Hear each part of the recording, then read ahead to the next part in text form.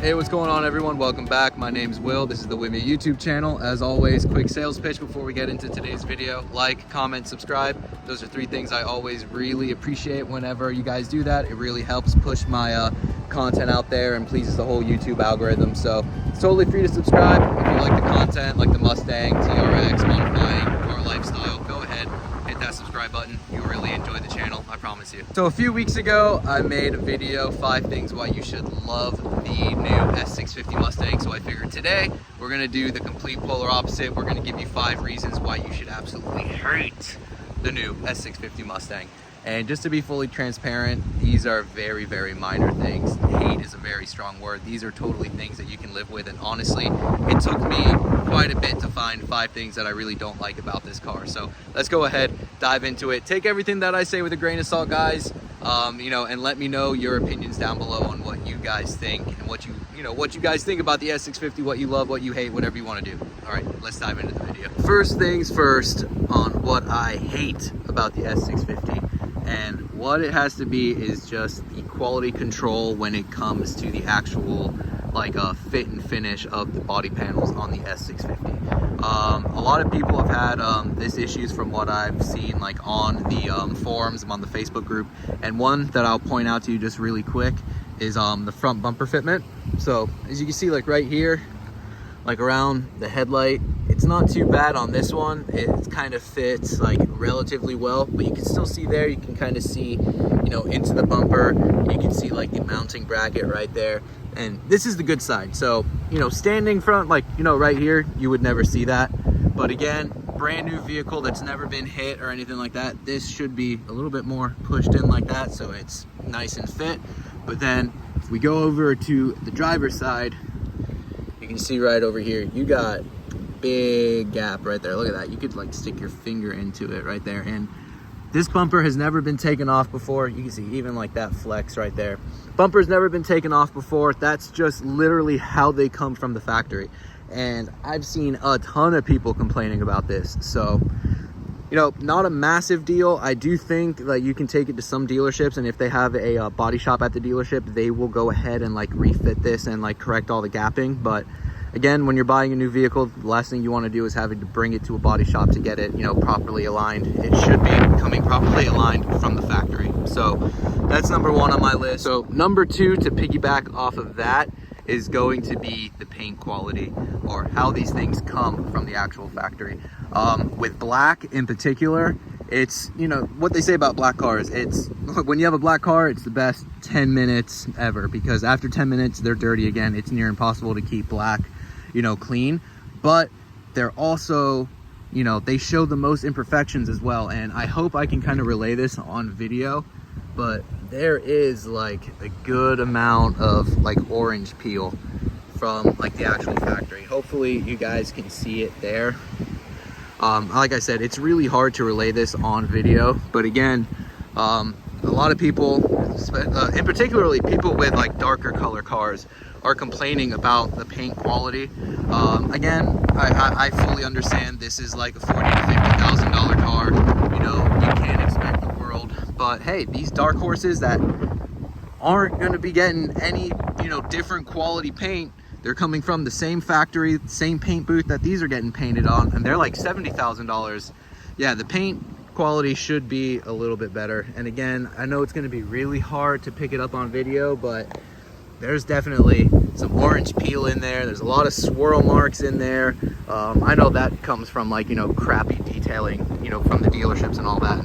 Sorry if you guys are getting a bunch of wind noise right now. It's kind of windy, but yeah, I mean, I would really, expect in 2024 that, paint quality would be a little bit better coming from the factory. But, I'm also being realistic. This is an affordable sports car, muscle car, GT car, whatever you want to call it. But, like I said, with a black car, it definitely stands out quite a bit. So I haven't gone ahead and done a decontamination wash or clay bar or, paint correction yet.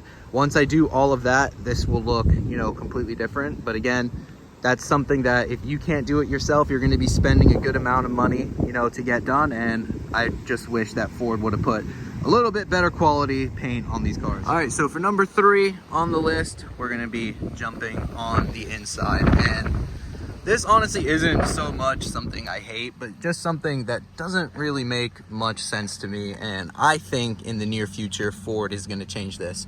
And it has to be with the dual screens up here. Now, personally, I don't really mind having two separate screens. I think it's perfectly fine. And if you have the premium package, you get all one screen anyway. So just hear me out on this one.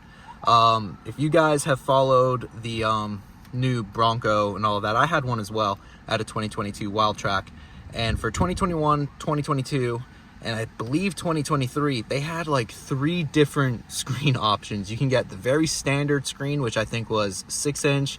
You can get the middle grade screen, which I think was an 8-inch screen, and then there was the top dog screen, which was a 12-inch screen. So for Bronco anyway, in 2024, they got rid of all the other screens, and now across the board, everyone gets the 12-inch screen. And I think Ford is going to do the exact same thing with this Mustang.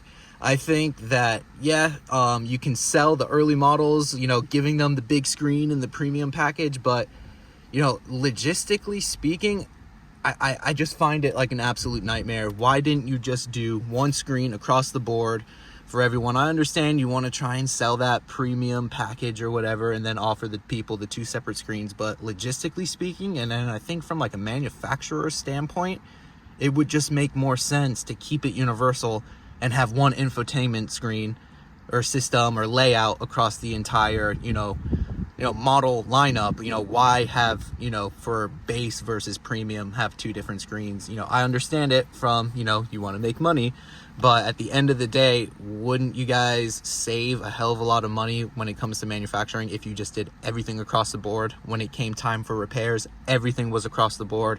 When it came time to, you know, sourcing part numbers and shit like that, everything was just universal. Yeah, that's, again, I don't mind this. I don't think it's personally a big deal, but to me, I think they're going to follow the same, you know, course that Bronco did. Just get rid of having the 2 screens and all the different options and just go for a universal fit across the board. So number 4 on my list, and yet again, not a massive deal, but it has to do with the whole infotainment system.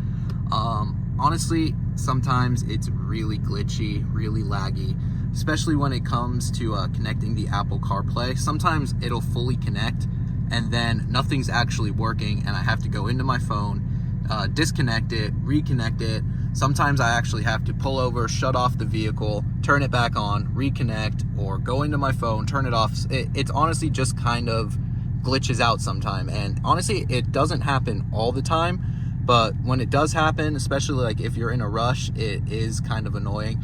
Now, this isn't my daily driver, so you know, when it happens to me, it's not the end of the world. This is like a leisure vehicle to me, so you know, when it happens, I'm not like, you know, in a big rush. I'll pull over, I'll disconnect it, I'll deal with it. But I can see if this was my daily driver and I was having issues with it, you know, glitching out or taking a long time for it to load up and boot up, yeah, I could see how it would be pretty annoying. So yeah, infotainment system, it can be really laggy, it could be glitchy, and it could be really annoying. So number 5, and the last thing on the list for me, which was also honestly like the most surprising thing I have to say about ownership with this, is the actual insurance cost on this car. To give you guys some context, I'm 35 years old. I live in South Florida. It is pretty expensive for auto insurance in South Florida. There's a lot of theft. There's a lot of old people that are, you know, wrecking and driving up the insurance premiums. But yeah, I've owned quite a few cars in my day. As of right now, I'm daily driving a Ram TRX, which is way more expensive than this car. I'd say double the price. My wife is driving a Maserati, which again, expensive, twice the price of this car. And the insurance is twice the price on this car versus those 2 cars. Now, I understand sports car versus, you know, truck and SUV, but to give you guys some context, I'm a safe driver, no reported accidents ever. I haven't had a speeding ticket in a very long time. On my Ram TRX, I am paying $135 a month. On the Maserati, I am paying $145 a month. And on this Mustang, I am paying $227 a month. So yeah, quite a big difference when it comes to insurance costs. And I know a lot of you are gonna say, oh, well, yeah, this is a sports car. All right, let me go a step further. On my 2016 Corvette, I was paying $165 a month, and on my C8 Corvette, I was paying let's say $170 a month. So again, C7 and C8, both less expensive than the Mustang. And you know, I can't say what reason why.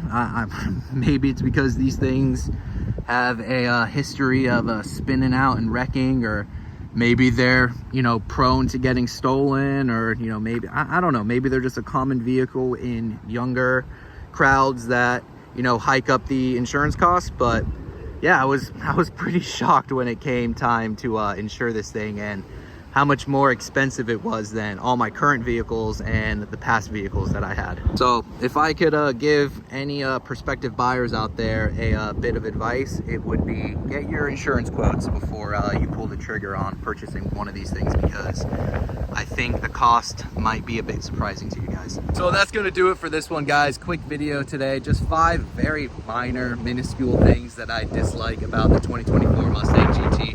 And like I said at the beginning of the video, comment down below and let me know some things that you guys don't like about the S650, or if I'm just talking a bunch of shit on this thing and I'm not making any sense, you know, let me know down below.